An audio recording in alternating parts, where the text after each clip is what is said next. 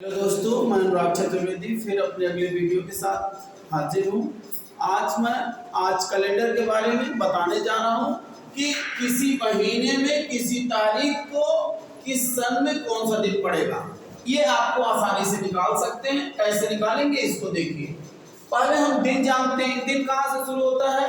रविवार से। रविवार, सोमवार, मंगलवार, बुधवार, बृहस्पतिवार, शुक्रवार, शनिवार। तो इस तरह से अगर हम रविवार को शून्य मान लें तो सोमवार 1, मंगलवार 2, बुधवार 3, बृहस्पतिवार 4, शुक्रवार 5 और शनिवार 6 होगा। कोई दिक्कत नहीं, आसानी से ऐसे ही हम याद कर सकते हैं। रविवार 0 है तो सोमवार 1 होगा, मंगलवार 2 होगा, बृहस्पतिवार बुधवार 3 होगा, बृहस्पतिवार 4 होगा, शुक्रवार 5 होगा और शनिवार 6 होगा। इसमें कोई दिक्कत नहीं। ठीक, अब आगे क्या देखते हैं, कुछ चीज और याद करते हैं।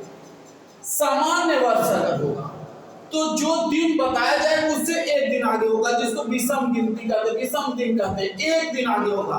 जैसे अगर सामान्य वर्ष है, आज क्या तारीख है?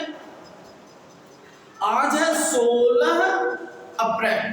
आज 16 अप्रैल को कौन सा दिन है? आज मान लीजिए कौन सा दिन है? आज 16 मंगलवार। अगर 16 अप्रैल को अब की बार मंगलवार है और सन 2024 है तो 2024 के बाद फरवरी नहीं बनेगा, तो इसलिए 2025 में 16 अप्रैल को बुधवार पड़ेगा। बस एक दिन आगे जाएगा। कौन सा दिन पड़ेगा? बुधवार। क्योंकि आज मंगलवार है तो 16 अप्रैल 2025 को कौन सा दिन पड़ेगा? एक दिन आगे पड़ेगा। मंगलवार की जगह क्या होगा? बुधवार। ठीक, तो सामान्य वर्ष में एक दिन आगे जाता है।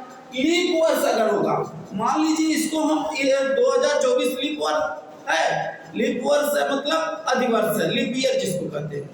तो अगर हम फरवरी इसमें आ जाती तो हम 2 दिन बढ़ाते। तो जब लीप ईयर लेते हैं तो 2 दिन बढ़ जाएगा।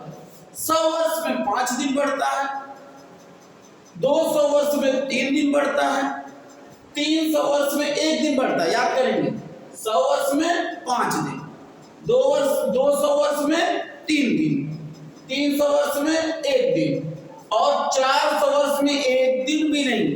कहने का मतलब जो दिन था वही दिन रहेगा 400 वर्ष बाद। आज के दिन के 400 साल बाद आज ही का दिन पड़ेगा। मतलब 400 साल बाद आज मंगलवार है तो आज 16 अप्रैल 400 साल बाद मंगलवार ही पड़ेगा। समझ में आ रहा ना? आगे इस तीनों चीजों को अपने ध्यान में रख लेंगे। कैसे रखेंगे? फिर से ध्यान दे लेंगे। रविवार को 0, सोमवार को 1, मंगलवार 2, बुधवार 3, बृहस्पतिवार 4, शुक्रवार 5 और शनिवार 6। और सामान्य वर्ष में एक दिन आगे होता है। लीप वर्ष में 2 दिन, 100 वर्ष में 5 दिन, 200 वर्ष में 3 दिन, 300 वर्ष में 1 दिन और 400 वर्ष में 1 दिन भी आगे नहीं आता। मतलब 400 वर्ष में वही आएगा। अब हम अपने क्वेश्चन पे आते हैं। 20 जुलाई सन 2009 को कौन सा दिन था? ये हमको बताना है। अब हम पहले 400 वर्ष वाला, कई बार 400 पड़ेगा? 2000 साल में 400 वर्ष कई बार पड़ेगा? 5 बार पड़ेगा। 5 बार पड़ेगा।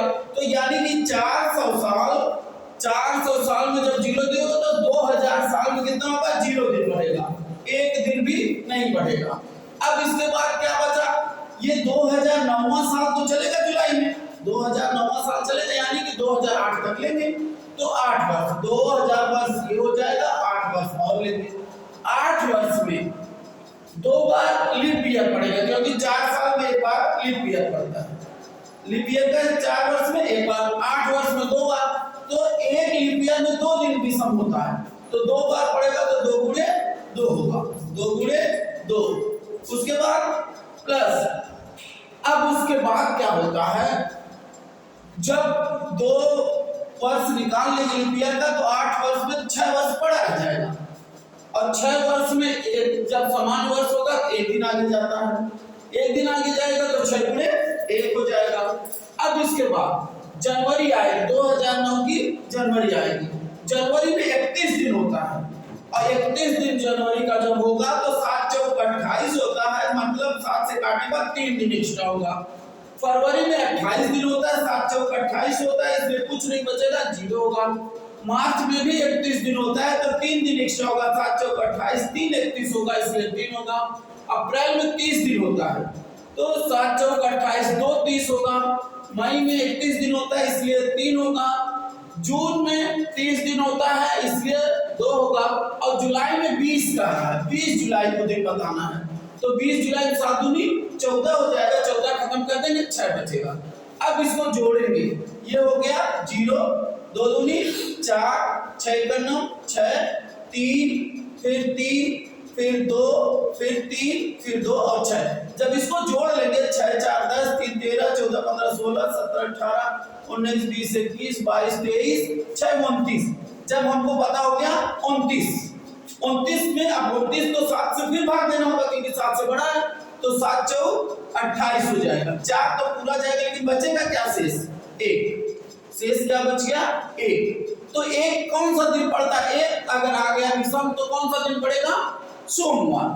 कहने का मतलब 20 जुलाई सन 2009 को कौन सा दिन रहा होगा? कन्फर्म है, सोमवार रहा होगा, उसमें कुछ बताने की जरूरत नहीं है।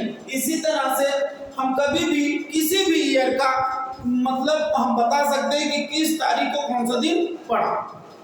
अगला सवाल इस तरह से भी आता है, 5 जनवरी 2012 को सोमवार था तो 31 मार्च 2013 को कौन सा दिन होगा? अब देखिए 2012 लीप ईयर है, 2012 क्या है? Leap year. लीप ईयर में कितना दिन होता है? 2 दिन विषम होता है, यानी कि 5 जनवरी 2012 से 5 जनवरी 2013 तक सिर्फ 2 दिन का बढ़ोतरी होगी, 5 जनवरी 2013 तक। हमको 13 में 31 मार्च बताना है तो 5 जनवरी तक में केवल 2 दिन हुआ। अब 5 जनवरी के बाद कै दिन जनवरी में बचेगा? 26 दिन, क्योंकि 26 5 31 होता है, जनवरी में 31 दिन होता है। फरवरी में 2013 जब चलेगा तो फरवरी 28 दिन की होगी और मार्च 31 मार्च में पूछा है तो 31 दिन ये होगा। अब इसको जोड़ लेंगे, 26 27 28, 28 28 56, 56 और 31 होता है 87।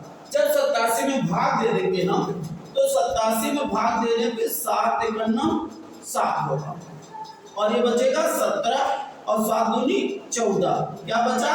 3। अब जब 3 बचेगा तो 3 को कौन सा दिन पड़ेगा? 3 संडे मंडे ट्यूसडे वेडनेसडे, तो 3 अगर बचेगा तो वेडनेसडे पड़ेगा, यानी कि बुधवार होगा। कौन सा दिन होगा? बुधवार। ठीक है, इस तरह से हमारे वीडियो को देखने के लिए, ऐसी जानकारियां रखने के लिए हमारे चैनल अनुराग चतुर्वेदी 1108 को सब्सक्राइब करिए। धन्यवाद।